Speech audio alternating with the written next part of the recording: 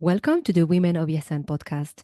I'm your host, Sophia, and this is an invitation to join me and our amazing guests to find inspiration and insights into your own journey to Ihsan. If you ever feel overwhelmed or confused along the way, I'm also here to support you so you can tackle your challenges with confidence and make progress towards this lofty goal.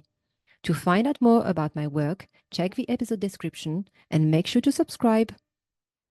والعصر إن الإنسان لفي خسر إلا الذين آمنوا وعملوا الصالحات وتواصوا بالحق وتواصوا بالصبر.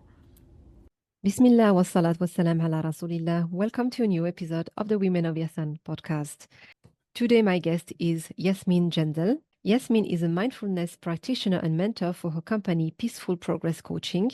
Her story is one of self-confidence, ambition, and professional success to anxiety, confusion, and self-doubt, to reclaiming her identity and self-worth, to giving herself permission to be happy and thrive again.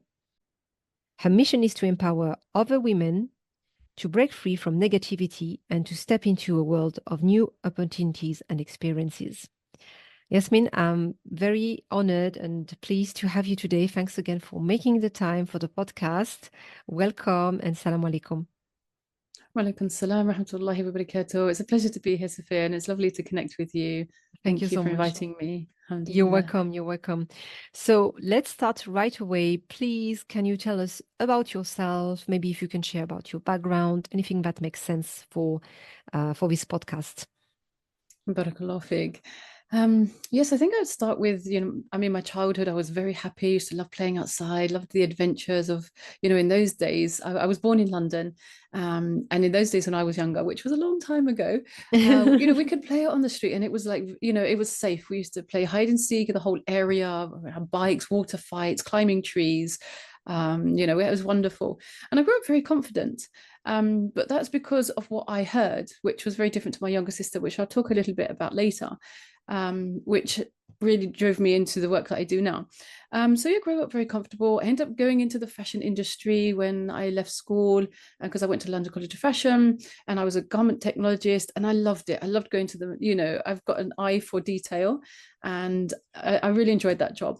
And then my ambition became, I want to have my own clothing factory. So at the age of 24, I was actually the youngest clothing factory owner in London and I was producing thousands of garments for Etam, BHS, like high street stores. And I really loved it, but I got actually, I think my ambition blinded me maybe, but I got involved with the wrong businessmen who I would describe as like the Greek mafia. Another story for another time, I think, because they wanted to kill me and it didn't go well and I had to walk away from my dream. But what happened in the process of working in the fashion industry is, I wasn't Muslim at this time, but I used to see brothers praying. And I didn't know anything about Islam. Well, I went to Roman Catholic school, and when I left, I was like, I don't want anything to do with religion. I see so much hypocrisy, and I'll be fine. I believe in God, and I'll just try to be good. But when I saw the brothers, every lunchtime they would go somewhere, come back with their shoes in their hand, and they would line up and pray. And I'm like, wow, that is like so cool. Like they're so disciplined. And then I would just get on with my busy life. And that was before I had my own factory. And then when I had my own factory, I had brothers working for me, Muslim brothers, and I really admired their character. They were respectful and they were hardworking. And I was like, wow, this is like a bit new as well, compared to what, you get used to. And again, I just, sort of brushed it off. But then because of all this happened with my factory, the brothers, they told me about accountability, from the Islamic perspective. And I was like, yeah, that's fine for me, because I couldn't find any solutions. I went to my dad and I said to him, Dad, I'm having all this trouble at my factory. And my dad's a real like London geezer. And he said, oh, I'll get like 10 of my mates down. And I said, oh my God, Dad, that's not the solution. He'll just get 20 of his. And so, this concept of accountability in Islam, it really did appeal to me. And that's when I really started looking into Islam. And I used to go to Hyde Park Corner, listen to the brothers there. And, it was really amazing. There's one day I just said to myself, okay, if the brother can answer these couple of questions, that's it. I'm becoming Muslim. And Subhanallah. it was really because I remember as well, I was homeless at the time. I did have my own apartment in West London, but I'd rented it out. It was just such a difficult time of my life at that time. And I was at my uncle's house and I didn't feel very welcome at all. And I was in his spare room and everything seemed like, that sort of 1920s image of, that sort of grey, browny, like photo. And I remember laying there and thinking, I don't want to go back to my old life at all. It's just going backwards. And then on the path of Islam, I knew I wanted Islam, but then there was this man on there who I ended up marrying, who ended up to be I married him, and it was a very challenging relationship, which again brought me to where I am today, alhamdulillah. So yes, I suffered of I've been married 29 years and it's been really, really challenging. So I went from like stress, anxiety, loneliness, exhaustion. I had a lot of resentment towards him as well. And I just woke up one morning and it was probably about 8 years ago or something. And I just said, I hate it. I hate who I'd become. I really hated it because, when you're in a difficult relationship, it erodes at your confidence and your self-worth, like slowly, that you don't feel it at first. I think I did experience depression. And when I recognized it and I was like, wow, this is what's been going on for the last 3 weeks, just sort of moving my food around the plate. I didn't want to talk. I didn't want to go out. And I just said to myself, no, Yasmin, nobody should have this much control of your mental wellness. It doesn't work like this. And it was so strange as well, because then I started, I did invest in a self-development course in 2015. And although it did highlight a lot of my self-limiting beliefs, I was still walking on eggshells. I still had to deal with this difficult relationship. And then I was home educating my 2 younger sons, and we were abroad. And so that was really, really challenging. And so something that happened there is I recognized that they had different beliefs in themselves regarding their abilities to what I believe they were capable of. So I did this whole presentation for them based on Carol Dweck's growth mindset versus, the fixed mindset. And we watched some motivational videos and these things.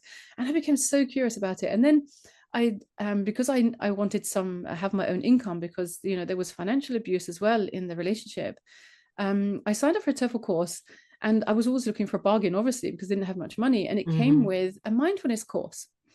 And I was really skeptical at first. I thought mindfulness meditation, like that's got to do with Buddhism and Hinduism and hippies and all that. Like, I don't nothing to do with. I've come too far in my deen. I've really connected with Allah. We talked about that in a previous episode. Yes, with Iqra Ashfaq from Noor Meditation, we try to talk about these misconceptions, this kind of limiting belief that mindfulness meditation has nothing to do with Islam, subhanallah. So if you want to listen more about that, you go back to this episode, inshallah. Yes, I think it was episode number 8. Yeah, mashallah. It was interesting, the episode. I listened to it and I recommend to listen to it, other people to listen to it. Yeah. But this was it. I started just practicing. I approached it with an open mind and an open heart. And I started. So you decided to do it all the same, even if it was. Yes. It kind of sounded un-Islamic, but you said, okay, I'm going to try all the same. Yes. Yeah, because obviously you don't go, you're not going like this is, as well, we have to be careful the way the shaitan works, open small doors and you go through. Exactly. And, you don't just plunge into haram. So I was curious and I said, okay, let me see what it is. Very much like when Facebook, started all those years ago, and I was so curious, and I opened up in a false name because my husband kept saying, no, it's really bad, and I'm like, how bad can it be? And I have some control over myself, but anyway, that's another story. So yeah, I just started I was reading about it. I was like, let me know more about it. And subhanallah, honestly, Sophia, I managed to quiet my noisy, busy, negative narrative for the first time in years. And I didn't know it was possible. Before, it was like my mind was tuned into 100 different radio stations. And I didn't know it was even a thing that I could just tune into one or just turn it off completely. And so that's the first thing that I noticed with these mindfulness meditations is I'd be before I'd be washing up and I'd be, in a bad mood. And, my mind would be really just going over negative things all the time. And if I was in a right mood, then the cutlery used to get the brunt end of it. So everything, every spoon, fork would get sort of dropped into thrown into the sink for rinsing. But then I realized, like, wow, I quieted my mind, and I felt like really calm, composed, well grounded. And it like, the thing that came to light was I have a choice of what I want to think about. And so that's where it all started. So I mean, even meditating at first was, when I look back, it's quite amusing, because I didn't want to, like, sort of get caught, because of course, my husband being an Arab, he would just be like, what on earth are you doing? So it'd be like, one eye open, one eye closed, which defeats the whole object of a meditation anyway, because you're supposed to be relaxing and really connecting. And even another period I went through, so there was one, I was traveling to London. We used to come to visit my mom every summer, and I said, right, this is my chance to practice meditation. And I used to fall asleep within seconds. So this professor is, guiding me through a mindfulness meditation, and I'd be asleep within seconds. My chin would be on my chest, and that would like days and days. And I'm like, I'm never going to get this. But I think what happens with mindfulness meditation, it allows you to see what you really need. Your body is telling you what you really need. And it is really about, there's a couple of definitions that I love about meditation. And that's, first of all, choosing what to focus on, right? Instead of our mind being in control, we are actually in control. And becoming familiar with. So I became so familiar with myself, my triggers, like my ambitions and my dreams and things that I wanted to do, that it had to, and it just calmed me down. And what I realized is that it had a profound impact on all areas of my life. My health, because I was so stressed, I had high blood pressure, I had pains in my chest. Obviously, other relationships were really, sort of being negatively impacted as well, where I was so impatient. I was, just on edge all of the time.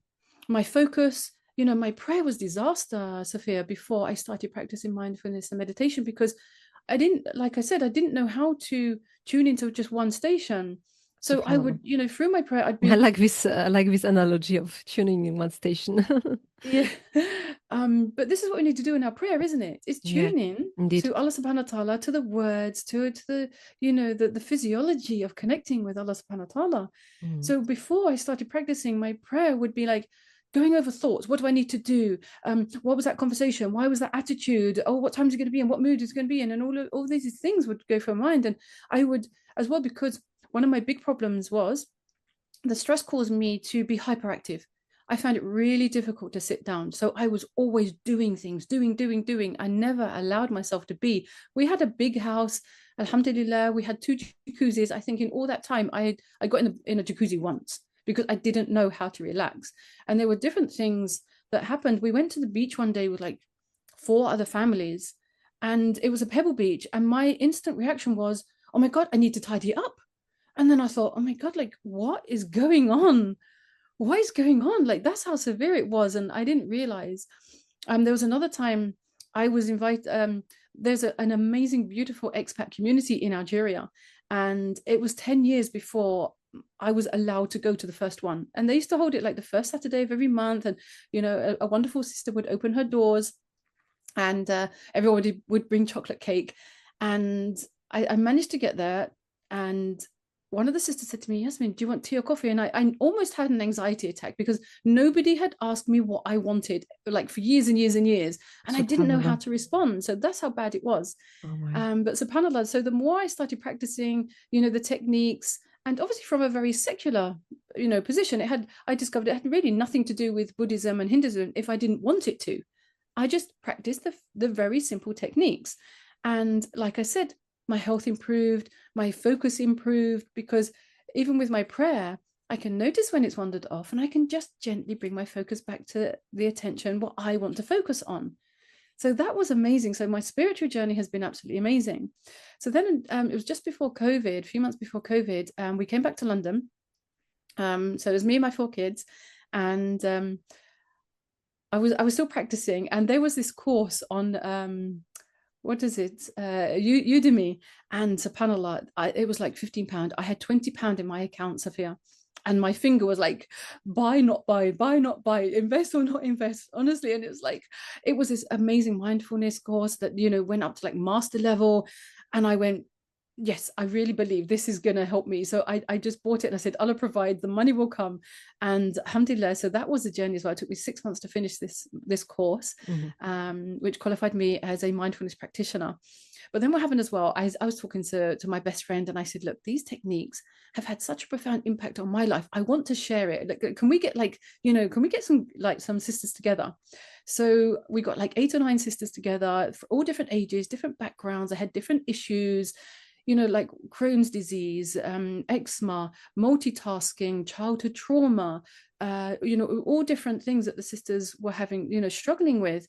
So, and I was like, look, just trust me, please. So I took them through the same 8-week program that I went through, just sharing the techniques. And so every week we would practice, we would do something together on Zoom, and then they would practice it during the week. So we got to like week 5, and they were all achieving breakthroughs. And I'm like, wow, this is so amazing. I said, Yasmin, you need to get this out to the big whole wide world and, reach more sisters. And so that's what I did in that summer of 2020. I signed up for a coaching program that taught me how to get my online coaching online, which I knew nothing about. And I'm glad I didn't know anything about it. So because it was so difficult at the age of 51, I had to learn how to build websites and do, like integration and email sequencing and create sales funnels. And yes, sometimes I really wanted to pull my hair out. But I persisted with it. I think one of my middle names is determined. Some people call it stubborn, but I like to look at the positive aspect of it. And so I just persisted. And alhamdulillah, so far 73 women have actually been through my 8-week program, based on mindfulness, based stress reduction and CBT. But I've put an Islamic perspective to it, obviously, because I can't not. I love Islam. Yes. And what I discovered as well is like, there's some Arabic words like muraqabah, which means, to be attentive, to observe. And, we learn as well, like, our dear Prophet Muhammad sallallahu alaihi wasallam, he must have been conscious. And another word for mindfulness is just awareness, consciousness. And when you learn these skills, you learn who is conscious and who is not. You can see who is in that doing mode, who is in their head, as opposed to people that allow themselves to be. Even if it's just like 5 minutes of stillness, it goes with you like the whole day, which is absolutely amazing. And I think as well, we wouldn't have all of these, all of the du'as that the Prophet ﷺ, he shared with us if he wasn't conscious in every single moment. Because when do we forget our du'as? When we're not conscious, isn't it? Yeah. Going into the toilet, leaving the toilet, saying Bismillah before we eat, and all of the du'as that we have, alhamdulillah, that means like an active, like consciousness is like an active act of worship, to purposefully do this. So I found that I'm being more aware, more present. It helped me to really connect with Allah, because I think, taqwa is like having that awareness of Allah in our heart, mind, and body is what we want to cultivate, for us to have that connection with Allah subhanahu wa ta'ala. And as well, tadabbur, which means to reflect and contemplate. And we know that, before Muhammad sallallahu alaihi wasallam, he was given the revelation in the cave of Hira, he used to go there to ponder and, and reflect and contemplate. And that as well is an act of worship, because along the journey, I realized that, if we don't have the ability to reflect, how can we ever make tawbah? And so there's so many ways that I found that, these practices, they beautifully overlap with our beautiful deen. And it's what we need. We need to cultivate these skills of awareness, to connect with people, mindful listening, mindful eating, mindful walking, and you're going outside and you're really pondering and reflecting, like feeling in nature is just such a beautiful feeling. And when you know as well that the whole of Allah's creation is glorifying him. And that's probably why we feel so connected to nature, because we're really in our fitrah, isn't it? SubhanAllah. Yeah, it's so beautiful. So that spiritual journey, that I've experienced through practicing the techniques, and it's just been wonderful. It really has. Yeah, alhamdulillah. Yeah, that's amazing. It's really lovely to hear from you how it helped you, and then in turn you decided to help other women to just feel better. Yes. Yeah. Sometimes we're in our own way. We're in our own head. We're in our own way, and we don't know how to get out of it. Like I didn't. I really didn't know what to do. I didn't know there were things I could do. Yeah, you just think, okay, this is it and this is my life, but actually there can be some way. There can be a way out, but we have to be willing to challenge ourselves, because it's even if it's a life we're not happy with. It has become our comfort zone. We talk about comfort zone like this. It's basically the habits that we created for ourselves. And every time we have to break these habits, whether they're bad or good habits, we feel this uneasiness. It's uncomfortable, but it's what's needed if we want to change something. If we know that now I am I'm in a vicious circle and I need to break that. But at some point, I'm going to do things that I've never done before Yes. and try things that I've never done before. Like we say, the same actions bring about the same results. Yes. And insanity is thinking that doing the same actions will bring about different results. I think it's from Einstein. Yes. Yes, I know this. Yeah. So, I mean, there's no magic formula. It's not going to happen by itself. We have to put in the efforts and try something else to feel better, subhanAllah. Yeah, absolutely. And So I do believe as well very strongly, if we do want our outside world to change, we have to work on ourselves. yeah. We really do, because that's what we have control over, isn't it, Sophia? We have control over ourselves. And so this is what I did. I took back control of my happiness, my emotions, and my energy. Alhamdulillah, so liberating, so liberating. I learned that I didn't have to believe my thoughts. I didn't have to believe, even what this other person was sort of telling me. And what mindfulness and meditation allows you to do is it allows you to take that metaphorical step back and be the observer of your life rather than being emotionally entangled in it. And from there, we can gain new insights and new perspective. And that's where like doors of opportunity and new experiences open. And that is Exactly. very beautiful. And it's not, you don't have to be scared at all, because we don't, like I said, we don't, jump off of cliffs and things like this, or like present ourselves in for an audience of like 10,000 people. It's tiny steps. You can't go far wrong with tiny steps, but those tiny steps, over time, they make a profound impact. Yeah. Yeah, I also believe that this is the cornerstone of our personal development, to focus on ourselves first. And I mean, I'm not saying anything new. This is from Islam. In the Quran, Allah subhanahu wa ta'ala says that He will not change the condition of the people until they've changed what is within themselves. So change starts with me. What can I do with myself? And then I will see the repercussion of this change, positive change, inshallah, and I will see it around myself, and it's going to have a ripple effect at some point. Yes. So the problem is sometimes we're just so busy looking at other people's faults and never looking inside. We're just busy with the others, but it's not bringing us anywhere. It's not helping anyone to just be judging. And we have the only person we can judge is actually ourselves. We can't, because we can't lie to ourselves. Even if we are lying to ourselves, we know that we are not being honest with ourselves. So let's start with that. And like you said, just tiny steps, but consistently, it's going to have an impact in the end, inshallah.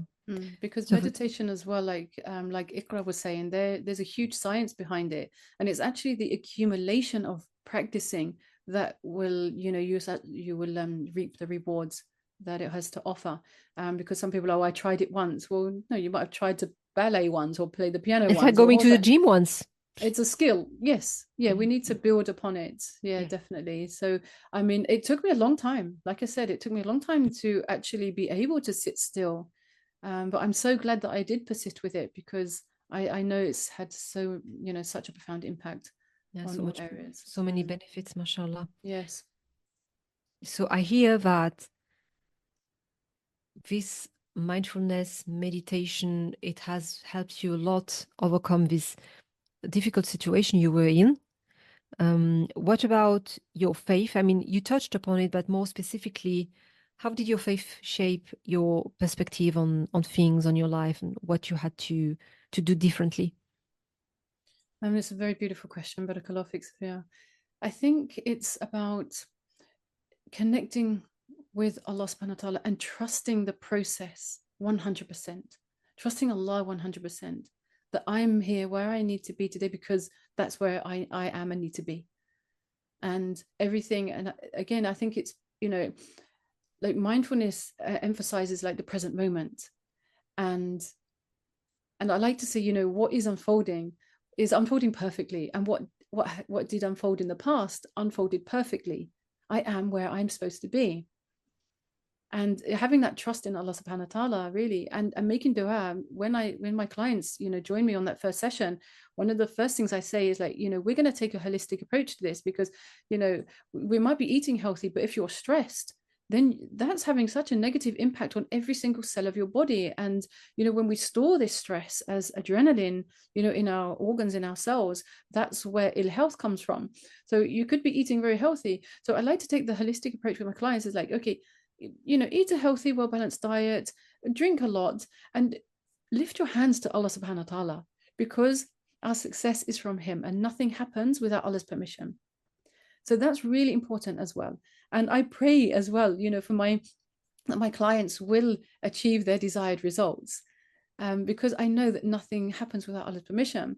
And I think even, like a couple of years, 3 years ago, when I did sign up with a coaching program, it was very, very harsh, Sophia. And I experienced burnout, because, they were saying, well, you need to post 3 times a day, and you need to be on that platform, and you need to do this, and you need to be sending emails, and you need to be doing lives. And I was trying to follow everything, because whatever I do, I like to do to the best of my ability. But after I experienced burnout, and it was so exhausting, because, then you have, then comes the imposter syndrome and the self-doubt and all these other things.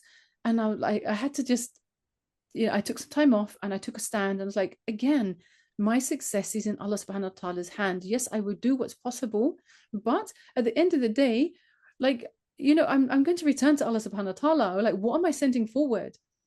And that's what we need to focus on. Whatever we're doing is like, it's all about, we could spend like 24 hours, trying to build our business, but again, nothing happens without Allah's permission. And have you got everything on the balance? Mm-hmm. We need to take that time, with our prayer, with our adhkar, with istighfar and these things. We don't have to keep, bombarding ourselves with so much information. While we're cooking, we need to be listening to, like YouTube videos, and do this and do that. Just, like now, I mean, washing up used to be one of my dreaded places where I used to overthink. But now I'm very calmly, like, doing my adhkar, doing istighfar. And I think this is what really important, is to take those ibadah breaks from our daily routine. Even when I don't, like when I do wudu, especially at Fajr, and the air, I've always got my bathroom window open, and just I've done wudu, so, and then I just take 3 deep breaths and make sure that my, I've calmed myself, my shoulders are relaxed.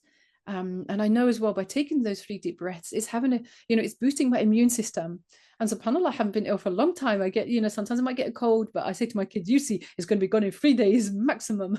And I, it's like meditation, mindfulness as well, it has a huge impact on our immune system. So it just taking those times, those breaks, of like, self-care and compassion. And this is, from our deen, and it's also, deeply rooted in mindfulness as well, non-judgmental, having curiosity, self-compassion, compassion for self and others as well, having that understanding, connecting with our deeper wisdom, and our inner self, so that we can, again, like, trust our intuition. And that's sometimes, that intuition is from Allah subhanahu wa ta'ala as well, because there's so many things where I'm thinking about something, and I go and do it, and it's been such the benefit of, like, what's unfolding, that you're just like, thank you Allah for, like, instilling that thought or that feeling inside me, subhanAllah. And I think this is what it does as well, is like you really connect with your intuition, and that's really, really important. Amazing. Where does striving for ihsan comes in that picture now for you? How do you do that on a daily basis? I think, just my prayer, my sujood is really, I can feel, I have that vision of, like, before I start my prayer, I must feel well grounded. Sometimes I try to get that feeling of, I'm a nobody, I have nothing to do, nowhere to go. Like, this is what's most important right now, is my prayer. Connect with Allah subhanahu wa ta'ala. And like my sujood is so different to what it used to be. My sujood is amazing. Sometimes I just want to stay in sujood because I feel so connected.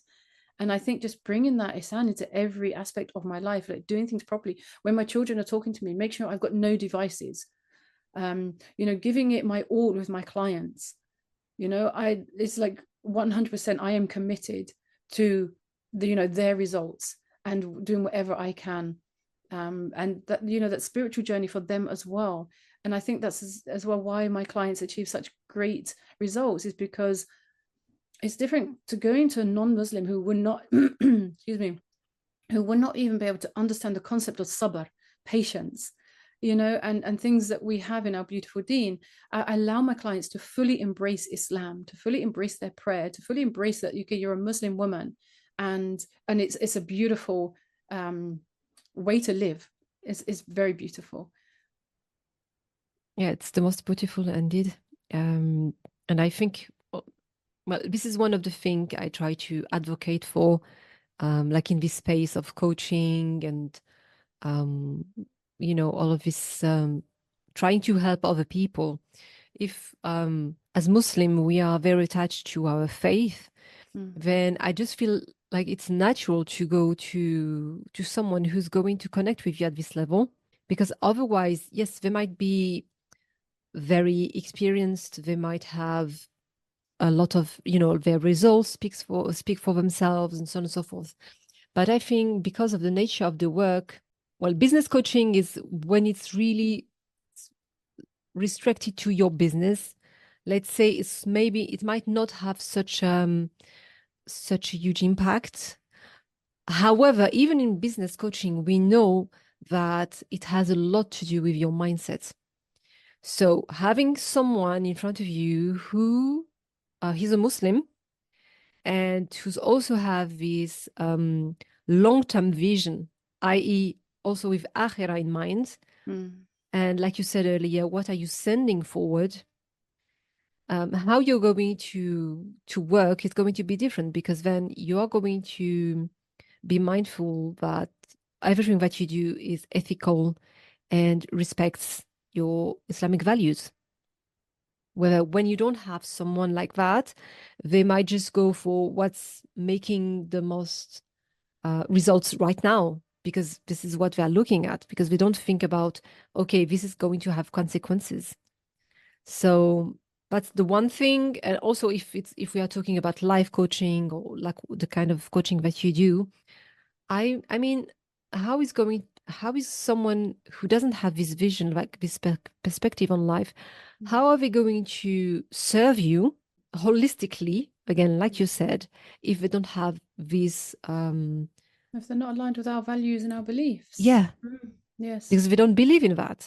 Yes, yeah. So one of my youngest clients of here was a few years ago, and it was actually her older sister that reached out to me.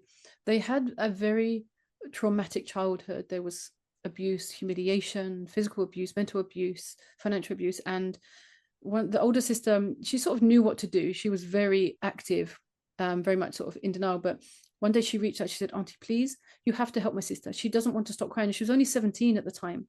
She doesn't want to stop crying. She doesn't want to she doesn't want to shower, she doesn't want to get dressed, she doesn't want to study, and she should have been doing her A levels. And so I actually got both of them on my program, and subhanallah, the way the younger sister changed her whole life around, just knowing that she's not to blame for her situation, that she has control, she is very capable and she's competent, to live a very happy, energetic life, subhanallah. And a couple of years ago when she called me, she'd finished her free A levels at home on her own, basically because of so much trouble and things that happened. But yeah, she did really well. She passed the A levels, and I cried when she told me that that she had done, and then she got really amazing results. And but when she went to a non-Muslim, they said to her, "Leave home." Now, I'm sorry, but if you've got Arab parents, Asian parents, and things like this, it's not a solution. You can't just leave home at 17. A Muslimah cannot do things that other people advise. There was another brother, bless him. He came from one of the Russian surrounding countries, and very, very strong in his deen. When he came to England, he found it really, really overpowering. So he went to see a therapist, and it was in a big room of people, and we were all therapists, and he said, that was the first time and last time I ever went to see a therapist, because she said to me, oh, just go and have like a good night out. And he was like, oh my gosh, he knew exactly what she meant. And he was like, oh my God, I need to get out of here. I need to run. It's not the advice that we need as Muslims. We need to be aligned. We need the good advice, that's going to help us in this life and the next life, subhanAllah. Yeah. So it's really important that we have people that are aligned to our values. Indeed. Absolutely. And the thing is, what I was thinking is the advice of non-Muslims for Muslims, a lot of times it's not going to make sense. Oh, it's not going to be aligned. It's going to be completely wrong. However, the other way around, like Islamic advice, it's never going to be wrong. It's never going to have a negative impact on non-Muslims because it respects our fitrah. It respects the purpose why we were created. Yes. So that's why non-Muslims, they can very much benefit from Muslim practitioners, therapy, and so on, but not the other way around, unfortunately. So we have to really be grateful for our deen. It gives us everything that we need, and it preserves life. It's here to preserve life. Yes. And everything that's important actually for us, subhanallah. But it's really, I think it's really relevant that you highlight this. Like they're going to tell like young people just leave home. Where to? Disconnected with your parents. What's going to be the results then? So subhanallah. Yeah, so it is better that we have the tools and techniques that help us to deal with difficult relationships, because that young lady, she's still with, she still lives with her parents. She just learned how to deal with it all. SubhanAllah. Mashallah, mashallah. And I'm glad you talked about it, because I'm sure it happens to a lot of people, and they have to be convinced that unless the situation is really, really like impossible to manage, and obviously this also exists, but otherwise one has to try their best to preserve the family. So inshallah, I hope it can reach some people who can benefit from that. So there are just a couple of questions I want to ask you before we end, inshallah. Is there a special message or piece of advice that you would like to give to the audience, especially younger sisters? That's very beautiful, and it's very much needed. And I think really as well, from my own journey, like we don't need to struggle on our own. Reach out, ask for help, but as well take the actions, because I can see sometimes some people are not ready to move forward. But you have to look into yourself. Like I like to use distinctions. Okay, if I don't want this, then what do I want? Right. And just get on with it. Because I think through this journey as well of, being an online coach and, like waking up sometimes and thinking, oh my God, who am I? Like, who do I think I am? What am I doing? Oh, Yasmin, just go back under your rock, go back into your cave, all of this sort of self-doubt and, the imposter syndrome. But they are just thoughts. We have to be very aware of our thoughts. And the first distinction is, are they serving me or not? Okay. And you can leave them. You can distract your mind. You can use a present moment. You can just say to yourself, okay, let me just focus on my feet. It's as simple as that. If you realize that thoughts are not serving you, you can train your mind. You can reprogram your mind. You can create new neural pathways, and just something simple as, okay, let me just wriggle my toes. And that would distract the old neural pathways, which will become weaker and weaker over time. I think it's very important. These skills are really important. I think especially these days with social media, it's an absolute breeding ground for narcissism, which is very, very dangerous. It really can have an impact on your mental well-being. Take breaks from social media, definitely. Go and find out more about mindfulness meditation, because they do beautifully overlap with our deen, and they help you in every aspect of your life. I just finished with another client. She's only 21 years old. Family dynamics again that really ruined her, really broke down her self-confidence. It was like at zero, and then all of those negative thoughts that went with it. And subhanallah, we got to week 8 and I was like, how has the coaching program benefited you? She said, and this was even before week 8, she said 80% of my negative thoughts have gone. The other 20%, I know what to do with them. Subhanallah. And that's really important. We don't have to believe everything that we hear, in our mind or from other people. We don't need validation from other people. And I think once we become comfortable in our own skin, then it doesn't matter what other people think, their judgment, their criticism. We know what we're capable of. So, like I said, it's about knowing your own triggers. So, for example, I'm not the best cook in the world, absolutely. And I would never be able to cook like my mother-in-law, mashallah. And I've, once I've accepted that, that's fine. I mean, my kids, they didn't starve. They're actually quite big men right now, alhamdulillah. So it's like having acceptance of what is. And having realistic expectations is really, really important as well.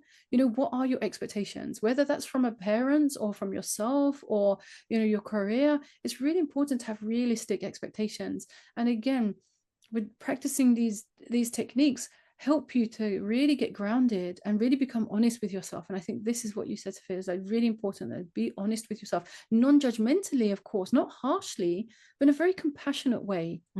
And sometimes as well, like asking yourself, okay, what do I need right now? I think that's a very important question for me. And I teach my clients is, after you've done like a 3-minute meditation, just, breathing, focusing on your breath, and there's nothing special about the breath. It's just something to focus on. And then asking yourself, what do I need right now? Do I need to lay down? Do I need to drink water? Do I need to change room? Do I need to go for a walk? These things. Do I need to get an early night? Do I need to take a break from social media? Like asking yourself, what do I need right now, is really, really important, because I think as women, we just like doing, gotta, sacrifice ourselves for the well-being of others. And it really doesn't have to be like that at all. It's really about finding the balance, like find the balance and connect, like, your 5 daily prayers. That's such a mercy from Allah subhanahu wa ta'ala. It's like a mini meditation where, like Iqra said, where mentioned, we raise our hands, and it really is like just throwing back the dunya and becoming connected with what is most important. And that is, right, I want to go to Jannah. I want to go to paradise. I want to be close to my Lord. I want to have palaces. I want to have guest houses. I want to strive for that. And again, it's about finding the balance in whatever else is happening in life, work, relationships, health, everything. It's just finding the balance and making our deen a priority, because that's the only thing really that's going to matter. But also by being more conscious, I mean, something that was a game changer for me, Sophia, is saying Bismillah before I do anything. Subhanallah. Mm-hmm. Bismillah, sometimes like, 11 o'clock at night, you just want to crawl off to bed. And like my husband would say like, oh, cook me 2 eggs. And you'd be like, oh my God, like I just wanted to go to bed. But I discovered like a Bismillah, and I'd actually smile, because that was an opportunity that Allah subhanahu wa ta'ala was giving me to do a good deed, that inshallah I will see, on the day of judgment, and it will be heavy on my scale of good deeds. And one day he actually said to me, so I was doing this, I mean, I still do this. And when you say Bismillah, what follows it has barakah in it. It wards off laziness and procrastination and like overthinking, and it really is a powerful tool that Allah subhanahu wa ta'ala has given us. So yeah, Bismillah before you say anything, and we can make a whole life ibadah. We really can, and that's what's so beautiful. Yeah, with the right intentions and yes, this cues, like saying Bismillah. It's subhanallah, it's all just a win-win all the time. Yes, absolutely. Mashallah. Well, it's really wonderful to hear from you, your own experience, what you were able to, how you were able to transform yourself from being this very anxious person, very stressed, not feeling that you have your own, the control of your own life. Yes, I lost my opinion. Honestly, I lost my identity, always trying to please somebody that at the end of the day I discovered couldn't be pleased. Yeah, subhanallah, subhanallah. Yeah, so I'm sure, I have no doubt this is going to resonate with a lot of people. How can they then get in touch with you, follow you on social media? Okay, my strongest platform is LinkedIn. You can also find me on Facebook and Instagram. And if you want to know more about me and what I do, then everything's on my website. So that's peacefulprogresscoaching.org.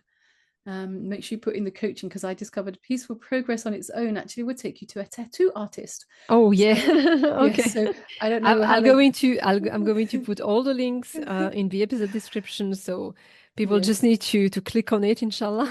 Yes, So they won't alhamdulillah. get lost, and they can Barakallah follow you on LinkedIn. This is where we connected, on LinkedIn. I follow you on Facebook or Instagram, inshallah.